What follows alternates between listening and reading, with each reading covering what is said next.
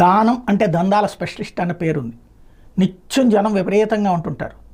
అందులో ఎక్కువగా సెటిల్మెంట్లే ఉంటుంటాయి. నా భూమి అన్నటువంటి ఫస్ట్ కమ్ ఫస్ట్ బేసిస్ అనమాట. ఆయన దగ్గరికి ఎవరొస్తే ఎవరొస్తే వాళ్ళదే న్యాయం. నిజమైన న్యాయం చెప్పడు ఆయన.